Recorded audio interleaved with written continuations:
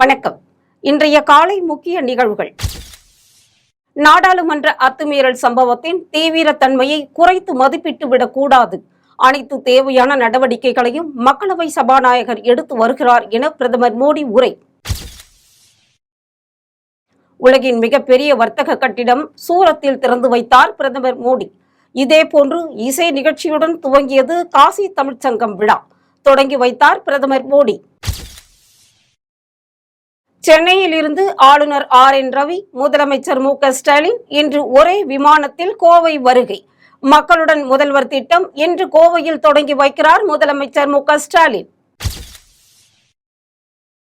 மத்திய குழுவினரின் பாராட்டு.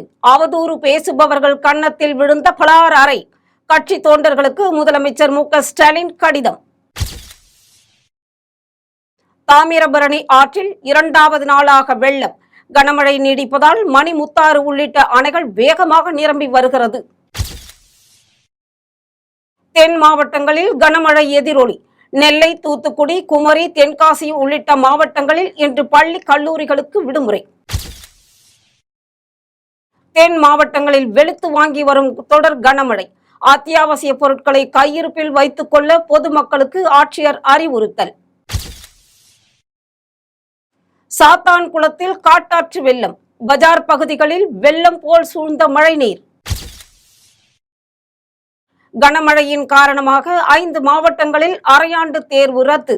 நெல்லை, தூத்துக்குடி, கன்னியாகுமரி, தென்காசி மற்றும் ராமநாதபுரம் ஆகிய மாவட்ட ஆட்சியர்கள் அறிவிப்பு. அண்ணா பல்கலைக்கழக செமஸ்டர் தேர்வுகள். கனமழை காரணமாக விடுமுறை அளிக்கப்பட்ட மாவட்டங்களில் இன்றைய தேர்வு ஒத்திவைப்பு. வெளி மாவட்டங்களில் இருந்து தென் மாவட்டங்களுக்கு ஆவின் பால் கூடுதலாக விநியோகம். ஆவின் மேலாண்மை இயக்குனர் அறிவிப்பு. ஒரே நேரத்தில் 4 இலக்குகளை தாக்கும் ஆகாஷ் ஏவுகணை. ஆகாஷ் சோதனையில் இந்தியா புதிய சாதனை. மகாராஷ்டிராவில் பயங்கர வெடி விபத்து. வெடிபொருட்கள் நிறுவனத்தில் ஏற்பட்ட விபத்தால் 9 பேர் பலி. கேரள ஆளுநர் ஆரிஃப் முகமது கான் மாநிலத்தின் அமைதியை குலைக்க முயற்சி. அம்மாநில முதல்வர் பினராயி விஜயன் குற்றச்சாட்டு. பாலஸ்தீனத்தின் காசாவில் மருத்துவமனைகள் மீது இஸ்ரேல் தாக்குதலால் பொதுமக்கள் தவிப்பு. தாக்குதல் நடத்திய 90 பேரை கைது செய்தது இஸ்ரேல் ராணுவம். நம் நாட்டு ரத்தம் அகதிகளால் விஷம் ஆக்கப்படுகிறது. மீண்டும் அமெரிக்காவின் அதிபராக தீவிரமாக பிரச்சாரம் செய்து வரும் ட்ரம்ப் குற்றச்சாட்டு.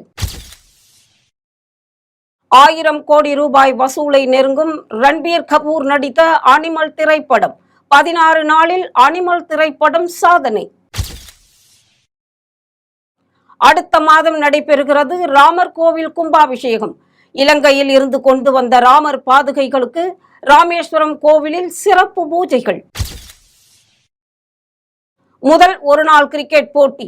8 விக்கெட்டுகள் வித்தியாசத்தில் இந்திய அணி அபார வெற்றி. அதிகபட்சமாக இந்திய அணியில் சாய் சுதர்சன் 55 ரன்கள் எடுத்து அசத்தல்.